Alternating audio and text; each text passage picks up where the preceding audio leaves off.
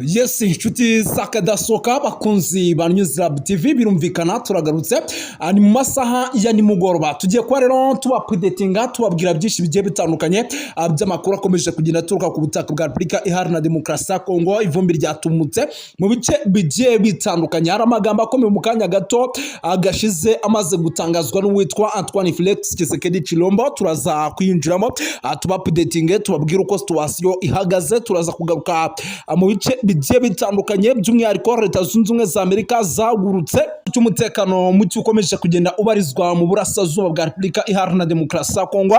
Turaza kuba tubikomozaho tubiva imuzi n'imuzingo, turaza gusimukira by'umwihariko mu mujyi uvira mbere na mbere, ariko mbere yo kugira ngo aya makuru tuze kwinjiramo mu buryo bwiza munyemere mbanze mikazi ndetse n'anasuze abantu badukurikira bari mu bice bigiye bitandukanye, kuko n'abantu bagaciro gakomeye cyane, dore yuko nyamuneka badukurikira bari mu gihugu cy'u Rwanda, bakadukurikira bari mu gihugu cy'u Burundi, bakaba bari Kenya, bari Tanzania, bari Malawi, bari South Africa, Zimbabwe, Zambia ndetse n'andi yagiye atandukanye hirya no hino ku isi, Leta Zunze Ubumwe za Amerika, Canada, Ububiligi ndetse n'Ubufaransa. Bose tubahaye ikaze tubikuye ku mutima.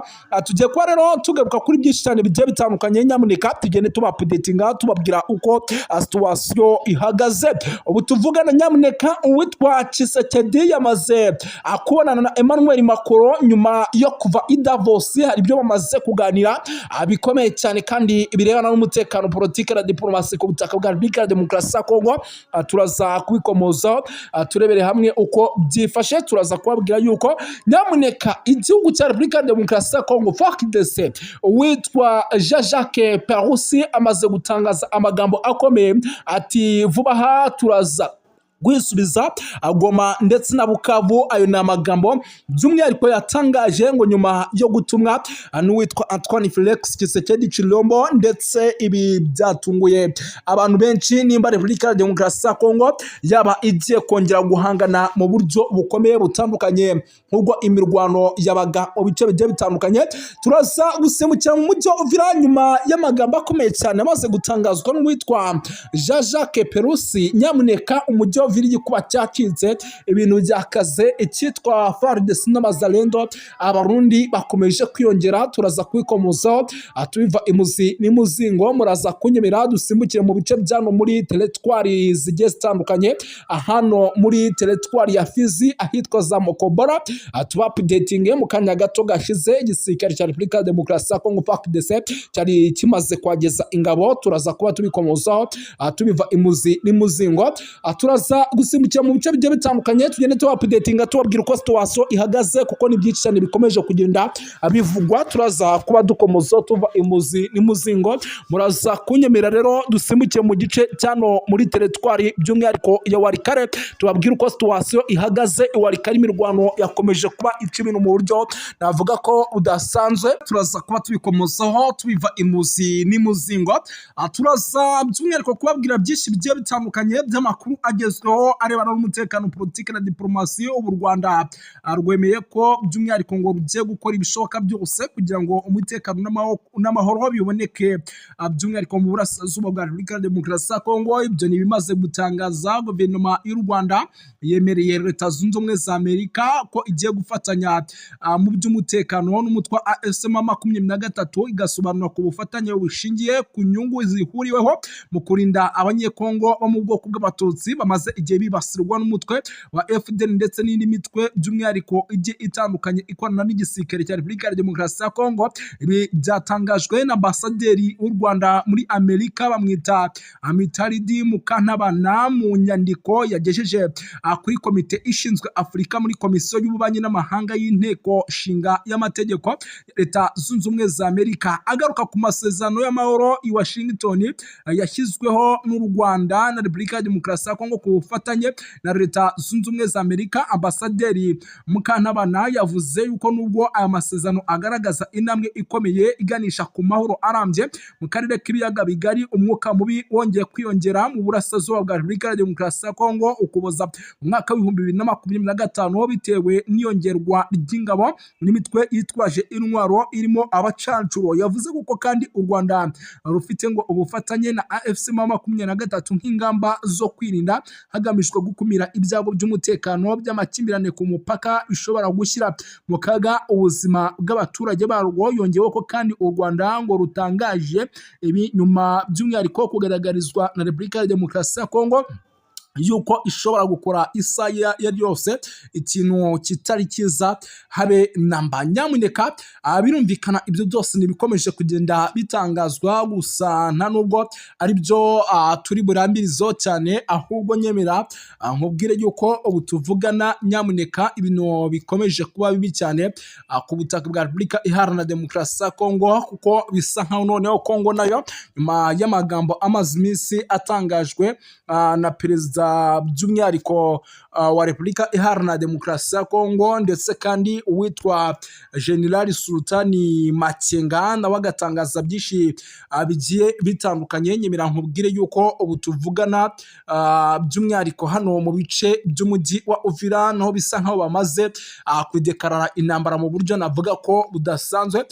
Perezida wa Repubulika ya Demokarasi ya Kongo Felix Antoine Tshisekedi yahaye abaturage isezerano ry'uko mu gihe cya vuba azatangira ibitero byo kwisubiza ibice byose M23 igenzura birimo n'umujyi wa Goma ndetse na Bukavu. Ni ubutumwa Tshisekedi rero yatanze abinyujije muri guverineri w'intara ya Kivu y'Amajyepfo ku ruhande rwa leta Kinshasa Jean-Jacques Pelusi.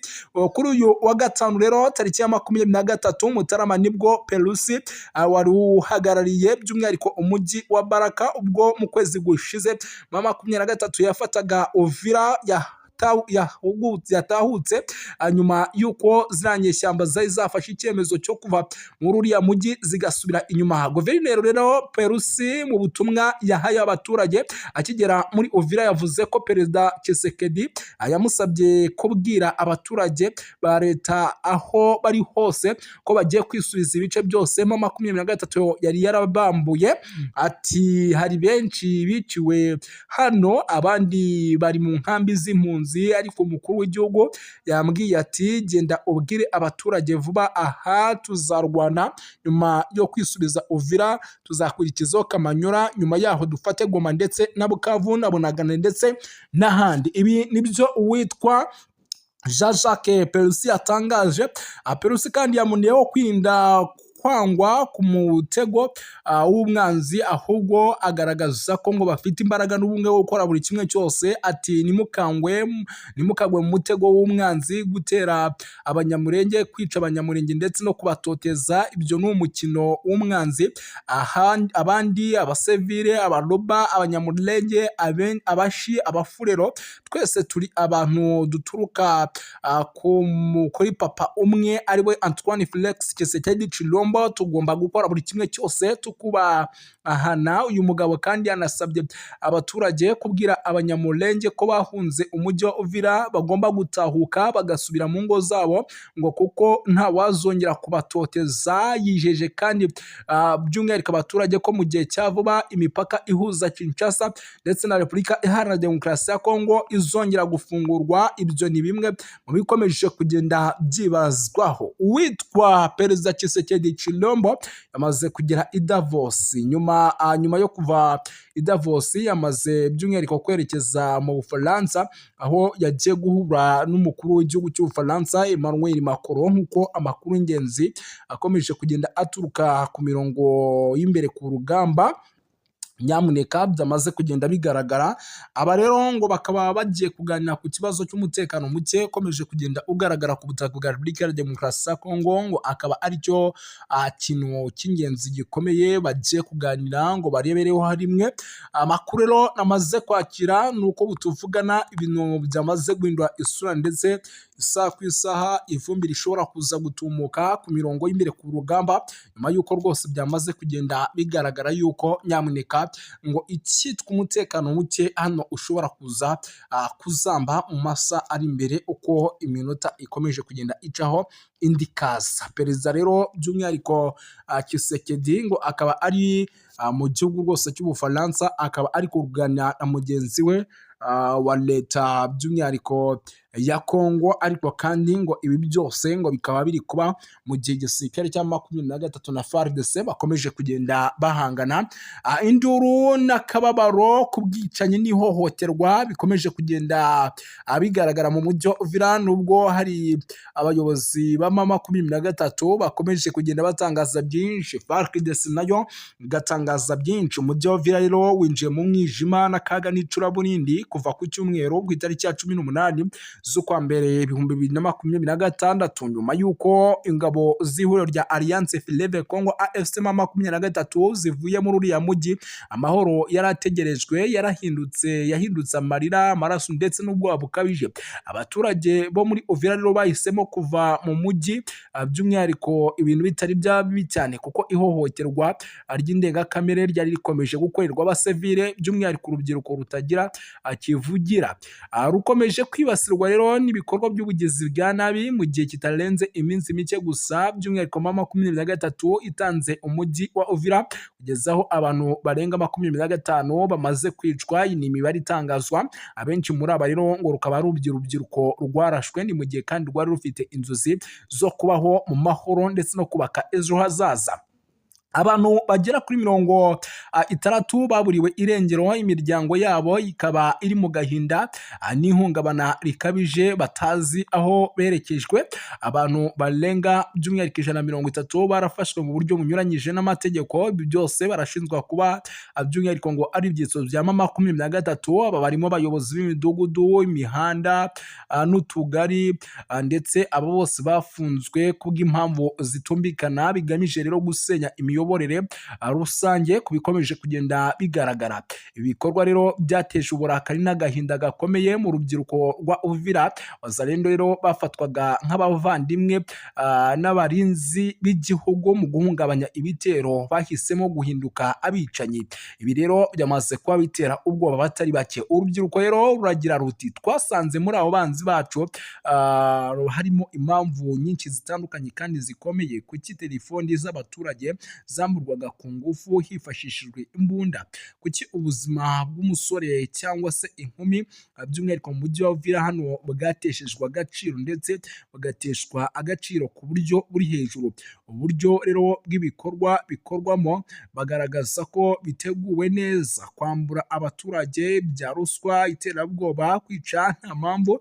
Urubyiruko rero rwari rusanzwe rwarakomerejwe n'intambara imaze imyaka myinshi ndetse n'umutekano muke, none twahindutse igitambo cy'ihohoterwa rikorerwa imbere mu gihugu ridafite inshingiro na gato. Ibiro bya VOA de Sanseva birasaba ko inzego za gisirikare n'iza gisivile mu gusubira mu murongo w'umutekano w'umujyi no gufata ingamba zihamye zo kurinda akajagari kabaye mu bice by'umujyi wa Uvira. Byanasabye kandi kuba imiryango mpuzamahanga itegamiye ku burenganzira bwa muntu ko bahaguruka kugira ngo batangire by'umwihariko ibikorwa by'ubugizi bwa nabi bigabanyuke bikomeje gukorwa na Wazalendo zitwaje ko zifite imbunda zishobora kwica zikigira babi cyane. Ati amaraso amaze kumeneka ari menshi, amarira yabaye menshi arenze urugero. Urubyiruko rwa Uvira ruravuga ko by'umwihariko ngo rwatunguwe n'ibikorwa by'ubwicanyi bikomeje kugenda biba mu mujyi wa Uvira. Izo ni zimwe mu nkuru zikomeje kugenda zituruka mu mujyi wa Uvira. Ubwo nagira ngo ibintu tubyinjiremo kugira ngo mubanze mwumve ese ibyo Jean-Jacques Pelusi yatangaje byaba ari bimwe mu bishobora kuza gufasha abaturage hano mu mujyi wa Uvira. Abenshi bati ni ikinyoma cyambaye ubusa, abandi bari kuvuga ibyabo. Ati ntihagire umunyamulenge uza gusubira inyuma by'umwihariko ngo yinjire mu mujyi wa Uvira, kuko nta keza k'igisirikare cy'u Rwanda. Ayo ni amwe mu makuru yose namaze kuba by'umwihariko ngenda negeranya mu buryo navuga ko budasanzwe. Nyemera nkubwira yuko rero guverinoma y'u Rwanda yashimangiye yuko izakomeje gushyira mu bikorwa ingamba z'ubwirinzi n'umutekano mu gihe umutwe w'iterabwoba wa FDLR utarasenwa burundu n'ubutegetsi bwa Repubulika ya Demokarasi ya Kongo. Ibi byatangajwe na ambasaderi w'u Rwanda muri Leta Zunze Ubumwe za Amerika, Madamu Matilda Mukantabana, mu kiganiro yagiranye n'abagize ishami rya komite y'inteko nshinga amategeko n'amategeko ya Leta Zunze Ubumwe za Amerika gashinzwe ububanyi n'amahanga mu gukurikirana by'umwihariko ibibera ku mugabane wa Afurika. Mu kiganiro cyabaye tariki ya 22 z'ukwa mbere 2026 ni ku munsi w'ejo, Ambasaderi Mukantabana yasobanuye mu buryo burambuye inkomoko ya FDLR, amateka yayo ndetse n'ibikorwa by'ubugizi bwa nabi byayiranze mu myaka 31 ishize. Yibukije abadepite by'umwihariko bo mu mwaka wa 2001 Minisitiri w'ububanyi n'amahanga wa Leta Zunze Ubumwe za Amerika by'umwihariko abona byinshi bigiye bitandukanye ndetse abibutsa n'ibyabaye mu myaka igiye itandukanye, byaba mu mwaka w'1994. Yagize ati kugeza ubu FDLR iracyakora mu burasirazuba bwa Repubulika ya Demokarasi ya Kongo, yinjizwe mu bikorwa bya gisirikare by'igihugu, kandi raporo impuguke z'umuryango w'abibumbye zikomeje kugaragaza uruhare rwayo mu bwicanyi ndetse n'ihungabana ry'umutekano. Uyu mutwe rero ugizwe n'abajenosideri wavutse mu mwaka w'1994 ntiwigeze utsindwa burundu. Abari basigaye bose bigiriye mu mashyamba ya Repubulika ya Demokarasi ya Kongo bafatanya n'ubutegetsi bwa Tshisekedi mu kwica n'ubundi abatutsi b'abanyekongo babarizwaga muri Kongo. Ambasaderi Mukantabana rero kandi yagaragaje ibingibi, anavuga ko hari ubufatanye bugaragara hagati y'ingabo za Repubulika ya Demokarasi ya Kongo ndetse na FDLR mu mirwano by'umwihariko ikomeje kugenda ibafata cyangwa se basakiranya na AFC M23 Alliance Fleuve Congo. Yongeyeho yuko kandi mu mpera z'umwaka wa 2025 izo ngabo zagabye ibitero mu mujyi wa Bukavu wa Rubavu abigamije kwambutsa intambara ku butaka bw'u Rwanda, ariko ingabo z'u Rwanda zibikumira hakiri kare. Yanasobanuye ko kandi ingamba z'ubwirinzi ku Rwanda zashyizweho zigamije kurinda umutekano w'abaturage barwo ndetse no gukumira ibyago bishobora kwambukiranya imipaka. Anashimangira ko nta sano bafitanye no kwivanga muri politiki ya Repubulika ya Demokarasi ya Kongo cyangwa gushyigikira umutwe uwo ari wo wose urwanira intwaro muri icyo gihugu. Ati ibikorwa byacu bigamije kurinda ubuzima bw'Abanyarwanda ndetse no gukumira icyahungabanya umutekano. Tugomba gukora buri kimwe cyose kugira ngo twubahirize amasezerano y'i Washington DC ndetse na Leta Zunze Ubumwe za Amerika, ariko abaturage bacu badahuye n'ihungabana. Ambasaderi Mukantabana rero yabibukije abadepite bo muri Amerika ko Leta ya Repubulika ya Demokarasi ya Kongo ifite inshingano zo gushyira FDLR burundu nk'umutwe wa FDLR ndetse no gucyura abarwanyi bawo nk'uko biteganwa n'amasezerano y'i Washington DC yashyizweho umukono ku itariki ya 27 z'ukwa gatandatu 2025. Anasobanura ko kandi by'umwihariko ngo ibyo byose bigomba kurangira. Yasoza ashimangira ko ingabo z'u Rwanda zishingiye ku mpungenge zifatika ku mutekano w'igihugu, kandi mu bigaragara zigomba kuryamira amajanja kugira ngo zihangane by'umwihariko n'iyi FDLR mu buryo bukomeye cyane. Muri Repubulika ya Demokarasi ya Kongo rero nyamuneka kwikoma u Rwanda bikomeye ku ruhare rushinzwa ku mutekano muke mu burasirazuba bwa Repubulika ya Demokarasi ya Kongo. Ibi nabyo byakomeje kugenda bifata indi ntera.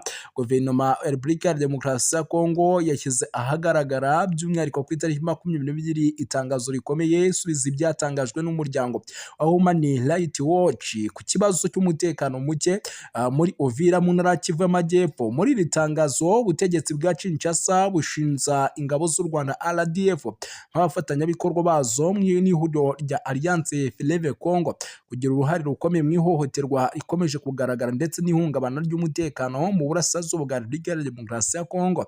Nk'uko guverinoma ya Repubulika ya Demokarasi ya Kongo rero ibivuga, yemeza ko hari ingabo z'u Rwanda ziri muri Repubulika ya Demokarasi ya Kongo.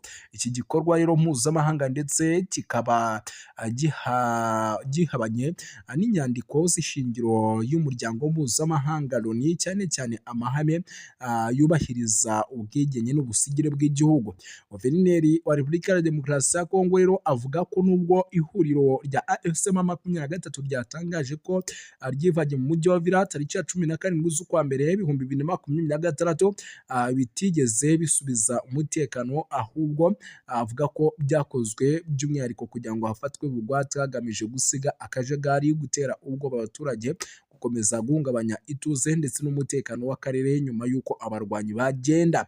Mu byaha rero bivugwa muri iri tangazo harimo gusahura biteguwe, gutera ubwoba abasivile, ibikorwa bya gitutu n'itotezwa ndetse n'imyitwarire ishingiye ku rwego ruri hejuru ndetse n'ivangura.